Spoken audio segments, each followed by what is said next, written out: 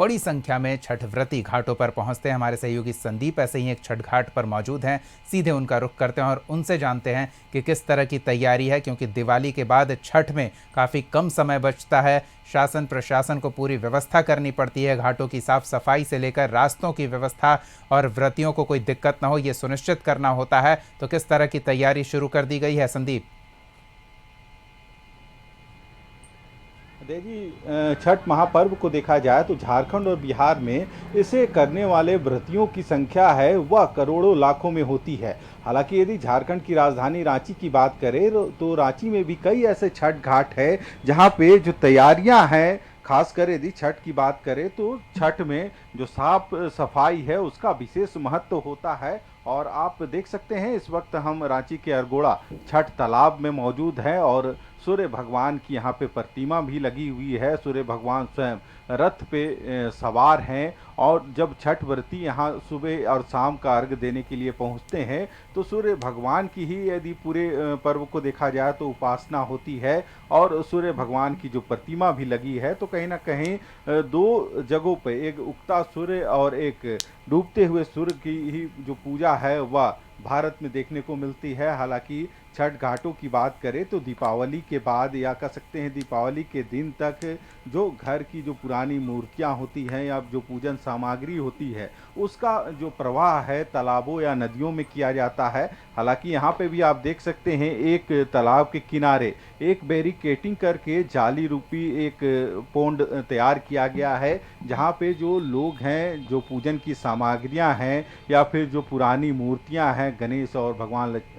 लक्ष्मी जी की जो मूर्ति होती है उसका विसर्जन के लिए लोग पहुंचते हैं। और पूरा तालाब गंदा ना हो यही वजह है कि एक कोने पे एक पोंड नुमा जो जाली नुमा स्वरूप है उसे तैयार किया गया है। और आप देख रहे हैं वहाँ पे जो लोग हैं वे उन पूजन सामग्री हो या फिर जो मूर्ति हो उसका विसर्जन करते हुए नजर आ रहे हैं। हालांकि दूसरी तरफ आपको दिखलाना चाहेंगे छठ के जो बाकी सारे किनारे हैं तो वहाँ सीढ़ी नुमा आकार तैयार किया गया है जहाँ पे जो छठ व्रती हैं वे अपने परिवार के साथ पहुँचते हैं और उन्हें किसी तरह की दिक्कत का सामना छठ के दिन ना करना पड़े, इसकी पूरी जो माकुल व्यवस्था है वह छठ घाटों में की गई है। और आप देख सकते हैं तालाब के चारों ओर कहीं ना कहीं इसी तरह का सीढ़ी नुमा जो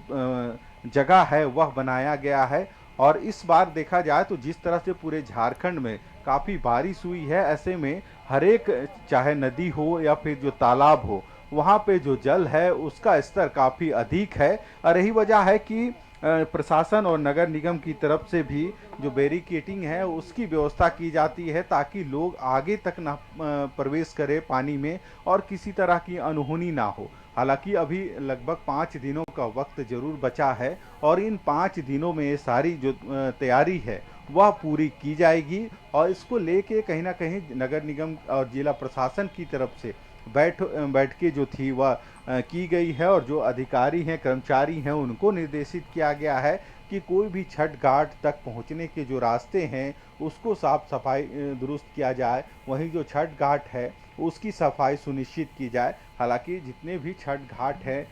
यदि राजधानी रांची की बात करें तो जो स्वर्णरेखा नदी है, जो धुरवा का जो डैम है या फिर अरगोड़ा चौक में जो तालाब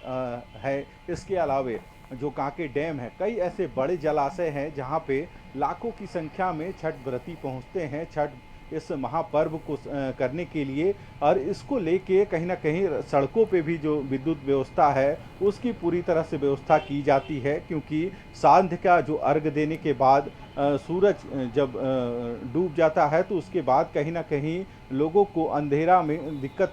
घर पहुंचने में किसी तरह की समस्या ना हो, इसको लेके विद्युत सज्जा की भी व्यवस्था सड़कों पर की जाती है। वहीं यदि सुबह की बात करें तो जो भी व्रती हैं अपने परिवार के साथ अहले सुबह पहुंचते हैं छठ घाटों पे और अंधेरा सड़कों पे होती है तो उन सारी चीज़ों की पूरी तरह से व्यवस्था की जाती है ताकि किसी भी छठ व्रती को दिक्कत ना हो। हालांकि कमोवेश इसी तरह की जो स्थिति है हर एक छठ घाटों की है और जो सफाई शुरू से ही कह सकते हैं 1 महीना पहले से ही हर एक जगहों पर सफाई की जाती है। हालांकि थोड़ी यहाँ पे गंदगी जरूर दिख रही है, पर कहीं ना कहीं ये गंदगी सिर्फ फूल या फिर जो पूजन सामग्रियां होती है उसकी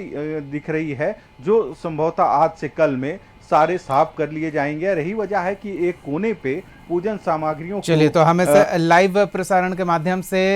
जिला प्रशासन का ध्यान, नगर निगम का ध्यान इस मामले की ओर आकर्षित करने का प्रयास कर रहे हैं, ताकि छठ व्रतियों को, अब समय कम है तो प्रयास तेजी से और तत्परता के साथ किया जाना चाहिए, ताकि व्रती जब घाटों पर पहुंचेंगे तो किसी तरह की कोई असुविधा ना हो, गंदगी का उन्हें सामना ना करना पड़े। बहुत बहुत धन्यवाद संदीप, इस तमाम ताज़ा तस्वीरों और जानकारियों के लिए। खबरों का सिलसिला जारी रहेगा, देखते रहिए कशिश न्यूज़।